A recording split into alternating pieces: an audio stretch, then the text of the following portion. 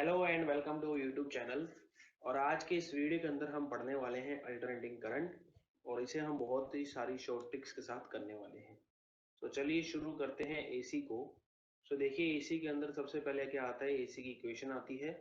तो हमारे पास जो एसी की इक्वेशन या अर्थात एसी की जो समीकरण होती है वो हमारे पास होती है V M sine omega T.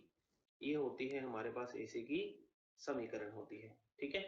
फिर इसके बाद यहाँ पर यदि बात की जाए तो इस इक्वेशन को बनाया कैसे जाता है, इसे जनरेटर के थ्रू बनाया जाता है। तो इसकी जो फॉर्मूला आता है पूरा, उसका फॉर्मूला आता है एन बी ए ओमेगा साइन ओमेगा टी।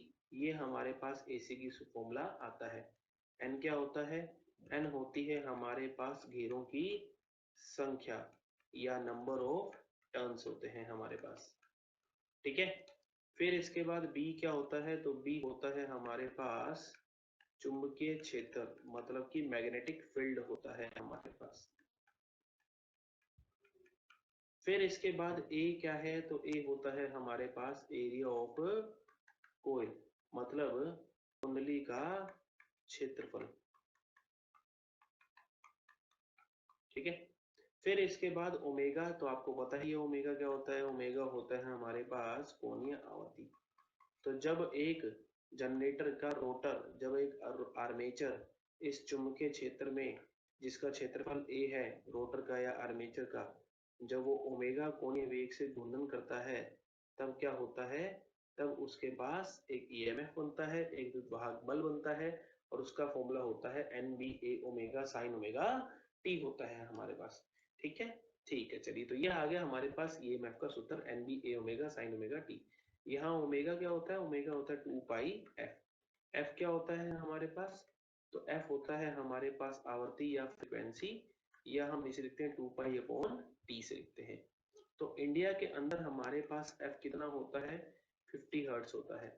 और जो वीएम होता है, वीएम मतलब अधिकतम मान, तो वो कितना होता है? वो होता है 311 वोल्ट। कई बच्चे से 220 मानते हैं, वो 220 आरएमएस मान होता है। यहाँ क्या है ये? यहाँ है हमारे पास ये अधिकतम मान। फिर इसके बाद यदि हम आगे बात करें तो एसी हमारे पास और भी तरह की होती है। कौन कौन सी? जैसे एक होती है हमारे पास ट्रायंगुलर वेव एसी, एक होती है हमारे पास वर्गाकार जिसे हम स्क्वायर वेव एसी बोलते हैं, और एक होती है हमारे पास साइन वेव एसी, ठीक है। साइन वेव एसी क्या है? ये एक साइकिल पूरा हुआ, ये एक चक्कर पूरा हुआ, तो एक चक्कर के बाद वापिस ये चक्कर आ जाएगा। ये ट्रायंगुलर वेव त्रिभुजाकार एसी है। ये है इसका अधिकतम मान कितना? Vm। और यहाँ इसका न्यूनतम मान, ये भी अधिकतम मान कह सकते हैं कितना है? Vm होता है हमारे पास, ठीक है। फिर इसके बाद अब यहाँ से देखिए आगे मेन चैप्टर की शुरुआत होगी। ये तो हमारा नॉर्मल चीजें थी। नेक्स्ट देखिए हमारे पास नेक्स्ट क्या आता है। सो नेक्स्ट आता है हमारे पास, इसी के अंदर ही यदि हम आगे चर्चा करें तो एक आता है हमारे पास एवरेज वैल्यू, जिसे हम कहते हैं औसत मान। तो एवरेज वैल्यू क्या होती है? तो सुने कि मान लीजिए यहाँ एक प्रतिरोध है आपके पास आर, और आपने इसके अंदर धारा प्रवाहित कराई आई। कितने मिनट के लिए फ्लो करवाई? मान लीजिए 5 मिनट के लिए फ्लो करवाई। तो इसके अंदर आवेश बन गया मान लीजिए 20 कूलम, ठीक है। ये परिभाषा कभी कभार आपको समझने में काम आ जाएगी। तो अब यही, अभी हमने डीसी फ्लो करवाई थी, है ना। अब हमने एसी फ्लो करवाई, सेम 5 मिनट के लिए फ्लो करवाई। तो ऐसे में आवेश कितना बना? 20 कूलम बना। तो कितनी एसी फ्लो करवाई? कितनी एसी फ्लो करवाई? तो वह मान, एसी का वह मान क्या कहलाता है? औसत मान या एवरेज वैल्यू कहलाती है, ठीक है। ठीक है सर। तो अब वो एवरेज मान का फॉर्मूला क्या होता है? आई एवरेज या वी एवरेज, जो आप मर्जी निकालना चाहें। तो उसके लिए जो फॉर्मूला होता है वो होता है 0 से लेके टी, ठीक है, V M sine omega T into D T upon 0 से टी इंटू डी टी। अब देखिए जब हम एवरेज करते हैं तो एवरेज का फॉर्मूला हमारे पास ये भी होता है कि पहले हम सम करेंगे सभी का, अपोन में क्या करेंगे? एन करेंगे, है ना, नंबर ऑफ क्वांटिटीज या राशियों योग बड़े राशियों की संख्या। लेकिन जब मैं यहाँ एवरेज करता हूँ, यहाँ या यहाँ या यहाँ कहीं भी करूँ, तो तीनों के अंदर आप देखोगे जितने प्लस है उतने क्या है? माइनस है। जितने प्लस है उतने क्या है? माइनस है। तो इसलिए पूर्ण चक्कर के लिए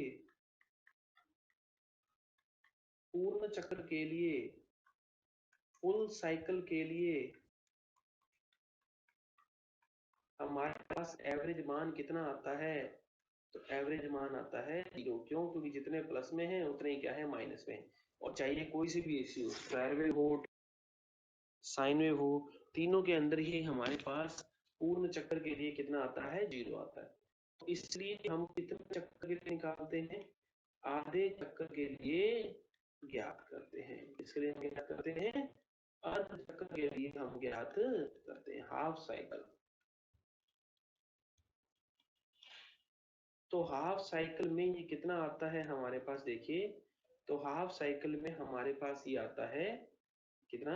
V average equal to 2Vm upon pi, और 2Vm को बोलते हैं 0.637 इंटू Vm। ये आधे चक्कर के लिए आता है। ये किस वेव का है? ये साइन वेव का है। जब तक आपको AC नहीं बोलेगा, आपको कौन से वेव की माननी है? साइन वेव की ही माननी है। ठीक है। स्क्वायर वेव के लिए हमारे पास वर्गाकार के लिए कितनी आती है? Vm ही आती है। क्यों आती है Vm? तो देखो, वर्गाकार में जब मैं करूंगा तो क्या ये कभी बदला है? इसका मान नहीं बदला। भैया यहाँ क्या है? V है, यहाँ क्या है? टाइम है। ठीक है। तो क्या इसका मान कभी बदला? मान लो आपकी क्लास में बच्चे हो, सभी बच्चों के औसत जो एवरेज है वो एज है वो बराबर है, सभी बच्चों की एज बराबर है, तो उसका एवरेज भी क्या आएगा? सेम ही तो आएगा। तो इसलिए आधे चक्कर के लिए कितना होता है? ये Vm ही होता है। फिर इसके बाद भी हम और आगे बात करें तो आगे नेक्स्ट हमारा मान आता है क्या? RMS वैल्यू, जिसे हम क्या कहते हैं? जिसे हम कहते हैं औसत, सॉरी, औसत मान क्या? पूर्ण वेग मान, RMS वैल्यू। ठीक है। रूट मीन स्क्वायर वैल्यू, वर्ग माध्य मूल मान कहते हैं इसे। ठीक। सो RMS मतलब रूट मीन स्क्वायर वैल्यू। ठीक है। तो ऐसे में देखिए, रूट मीन जब स्क्वायर वैल्यू की बात आएगी तो इसे हम हिंदी में क्या बोलते हैं? इसे हम हिंदी में बोलते हैं वर्ग माध्य मूल मान। ठीक है, वर्ग माध्य मूल मान हम इसे कहते हैं। तो ये क्या आएगा इसके अंदर? देखिए, तो VRMS इक्वल टू 0 से लेके T VM sign omega T. पहले हमने कर दिया स्क्वायर, फिर हमने ले लिया औसत। औसत का क्या सूत्र था? ये था औसत का, है ना, अपॉन में dt, मतलब सॉरी अपॉन के रूट। पहले कर दिया स्क्वायर, स्क्वायर कर दिया, वर्ग कर दिया, फिर माध्य ले लिया। माध्य का ये सूत्र था, देखो जो हमने पहले ही पढ़ा था, ये रहा एवरेज का फॉर्मूला। हाफ साइकिल करना तो T/2, फुल साइकिल करना तो कैपिटल टी। अब इस बार जो है फुल साइकिल जीरो नहीं आएगा। क्यों नहीं जीरो आएगा? क्योंकि हम यहाँ स्क्वायर कर चुके हैं, और यदि हम यहाँ स्क्वायर कर चुके हैं तो जितना नेगेटिव है वो भी स्क्वायर करते ही क्या बन जाएगा? पॉजिटिव बन जाएगा। स्क्वायर नेगेटिव करते स्क्वायर भी क्या बन जाएगा? पॉजिटिव बन जाएगा। तो ऐसे में जब हम इसे सोल्व करेंगे तो हमारे पास ये कितना आएगा? Vm बाई अंडर रूट 2 आएगा, जिसे हम बोलेंगे 0.707 इंटू Vm। इस RMS को और क्या कहा जाता है? इफेक्टिव वैल्यू भी कहा जाता है, या प्रभावी मान भी कहा जाता है। ठीक है।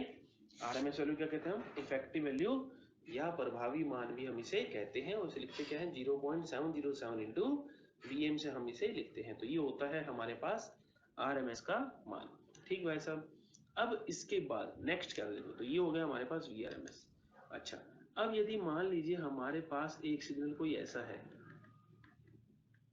Vm sign omega T plus V2 sign omega T, मान लीजिए कुछ ऐसा है हमारे पास।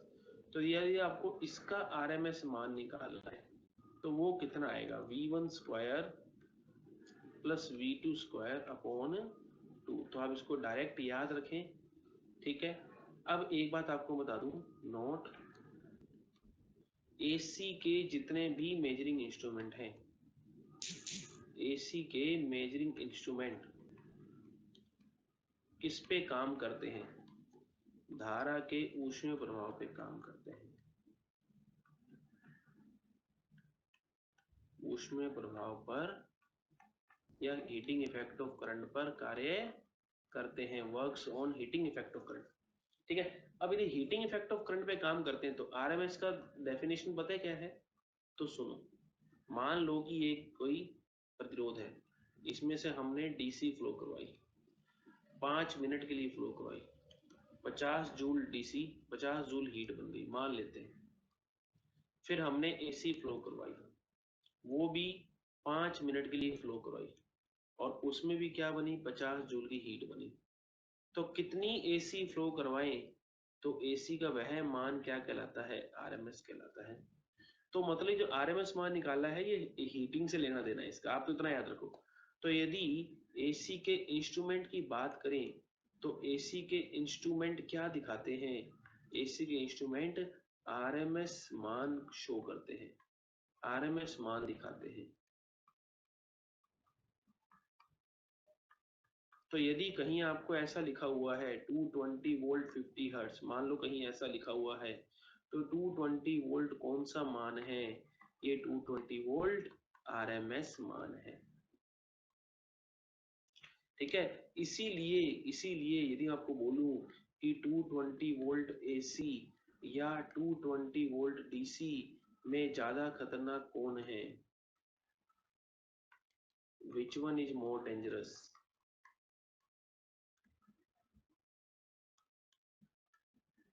कौन ज्यादा डेंजरस है, तो आंसर है इसका 220 वोल्ट एसी। क्यों? क्योंकि एसी में मैं झूठ बोल रहा हूं, ये आपको इसे लिख रहा हूं ताकि कोई याद रहे, झूठ बोला। क्यों झूठ बोला? कि भैया वी आर एम एस का सूत्र क्या था, V M upon under root two, तो वी एम कितना आएगा, V R M S into under root to.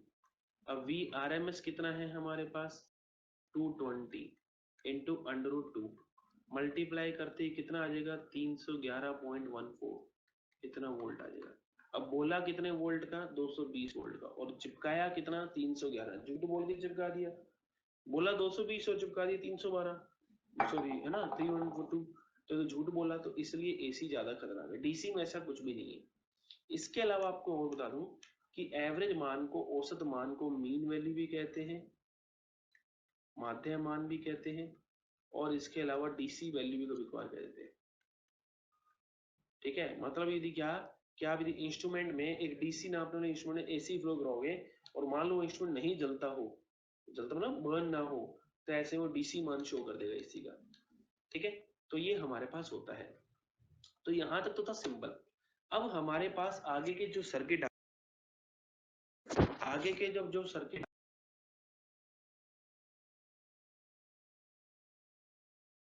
Are L C, R L, R C, R L C, ये 6 सर्किट हमें लगाने हैं। कैसे लगाने हैं? तो यहां पर वोल्टेज है, वोल्टेज तो है फिक्स, कितनी, V M sine omega T. अब कभी आर लगा देंगे, कभी एल, कभी सी, कभी आर एल एक साथ लगा देंगे, कभी आर सी एक साथ लगा देंगे, कभी आर एल सी एक साथ लगा देंगे। लगाने के बाद हम यहाँ क्या निकालेंगे, हम यहाँ आई निकालेंगे। आई का मान क्या आएगा, I M sine omega T plus minus phi आएगा। फाई क्या हो सकता है, फाई है फेज डिफरेंस। यदि आई का मान आता है I M sine omega T plus phi, तो हम कहेंगे वी का ये, आई का ये, तो हम कहेंगे आई लीड कर रही है वी से बाय फाई। यदि मतलब आई वी से 5 डिग्री आगे है। यदि आई का मान आई एम साइन ओमेगा टी आया,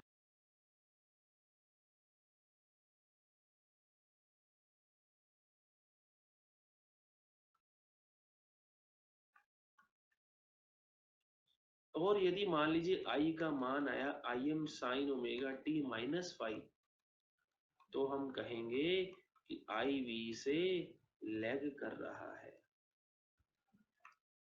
ठीक है, ठीक है। आई एम का मान क्या होगा, तो वो होगा वी एम अपॉन, अलग अलग सर्किट में अलग अलग होगा, जेड होगा। जेड क्या है, अब मैं सारे फॉर्मूले आपको धीरे धीरे, आधे इस वीडियो में कहूंगा, आधे अगले वीडियो में कहूंगा। जेड क्या है हमारे पास, जेड है R square plus X L minus X C square. अब एक्सेल क्या है हमारे पास? एक्सेल होता है इंडक्टिव रिएक्टेंस,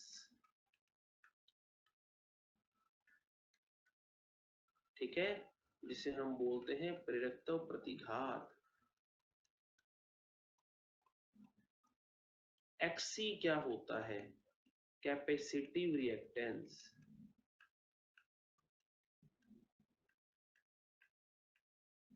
जिसे हम बोलते हैं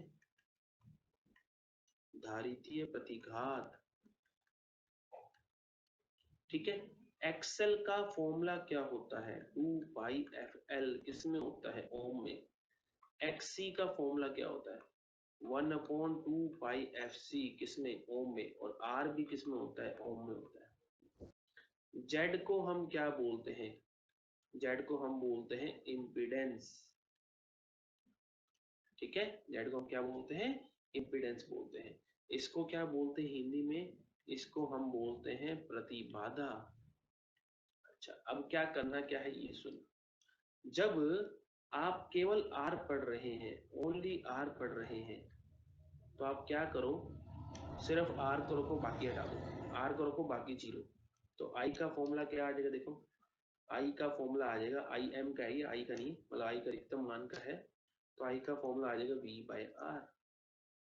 जब आप सर्किट में केवल एल पढ़ रहे हैं, है ना, तो आई का फॉर्मूला क्या आ जाएगा? आई एम का जगह वी एम, तो वी एम अपॉन, अब देखो मैंने आर और एक्सी को जीरो कर दिया, तो क्या बच गया? V M upon XC, V M upon XL. जब आप केवल सी पढ़ रहे हैं, जब आप केवल सी पढ़ रहे हैं, तो वी एम हो जाएगा वी एम अपॉन एक्सएल, ठीक है। ये बात समझ आई? ठीक है सर, यहां तक तो हमें समझ आ गया। अब आता है फाई का मान, ये रहा। इस फाई का मान क्या है? ठीक है, इस फाई का मान देखिए क्या है। फाई का मान है tan inverse XL minus XC upon R. अब जब केवल आप आर पढ़ेंगे, तो बाकी सबको कर देंगे जीरो। करो, फाई बराबर tan inverse zero upon R, तो ये जीरो ही आएगा। तो आई का फॉर्मूला था आई एम साइन, आई का फॉर्मूला आ देता हूँ वापिस से। आई का फॉर्मूला है I M sine omega T minus five, तो ओमेगा टी माइनस जीरो, मतलब आई का फॉर्मूला है I M sine omega T. तो क्या आ गया? आई व वी सेम पेज में, सेम पेज में है। अब केवल एल रख दीजिए, केवल एल रखो, बाकी सबको जीरो कर दो, तो फाइव बराबर कितना आएगा? 90। तो आई का फॉर्मूला आएगा I M sine omega T minus 90। तो कौन पीछे हो गया? आई पीछे हो गया, तो आई लैग वी बाय 90। जब सी रखा हमने, ओनली सी रखा हमने, तो फाइव कितना हो गया? तो फाइव हो गया हमारे पास 90 के बाद, वापिस रख दीजिए, जीरो माइनस 90, मतलब क्या आ गया? माइनस 90 आ गया। तो आई क्या आ जाएगा? आई आ जाएगा I M sine omega T plus 90। So I lead V by 90। हो गया ना? एक बार में सारे फॉर्मूले एक साथ याद हो गए। ये फाइव रखो, जो रखना है वो करो, बस जो रखना है फिगर में, जिस चीज का फिगर पढ़ रहे हो वो रखना है आपको, और उसके बाद आपके पास आंसर आ जाएगा। तो एल के केस में क्या है? वी लीड है ना, वी लेग है। और आई की केस में क्या है? सी की केस में क्या है? आर लीड है। तो इसका एक शॉर्ट ट्रिक है क्या? ये एल वी सी आई, एल वी को लव से याद रख लो, सी आई को सर्कुलर इंस्पेक्टर से याद रख लो। तो एल वी मतलब कि एल है तो वी लीड है, कितने से? 90 से। सी है तो आई लीड है, मतलब सी है तो आई लीड है, कितने से? 90 से। और आर है, ठीक है। सो ये अपनी शॉर्ट ट्रिक्स है, अभी मैंने कुछ ही शॉर्ट ट्रिक्स बताई हैं। अभी आप इनको रिवाइज करो, और कल अपने और डिटेल में एसी के इन सर्किट को वापिस से पढ़ने वाले हैं। सो आज का वीडियो अपना यहीं तक का था। नेक्स्ट वीडियो के अंदर हम इसी पे और चर्चा करेंगे। सो होप मेरे प्यारे प्यारे बच्चों आपको ये वीडियो अच्छा लगा होगा। चैनल को शेयर कीजिए, सब्सक्राइब कीजिए, और कुछ प्रॉब्लम हो, किसी भी क्वेश्चंस में किसी भी दिक्कत हो तो आप उसे कमेंट सेक्शन में कमेंट कीजिए। इसके अलावा अपने डाउट के लिए व्हाट्सएप ग्रुप है अपना, उसको आप डिस्कशन में कर सकते हो। उसमें ग्रुप का डिस्कशन होता है, और जो भी आप एग्जाम्पल भेजते हो, जो भी आप प्रॉब्लम भेजते हो, उसी को मैं क्विज सेशन के अंदर भी व्हाट्सएप ग्रुप के थ्रू ही बताता हूँ। व्हाट्सएप मतलब उन्हीं जो क्वेश्चंस को मैं क्विज सेशन के अंदर डिस्कस भी करता हूँ। सो होप आपको आज का लेक्चर अच्छा लगा होगा। सो थैंक यू, जय हिंद।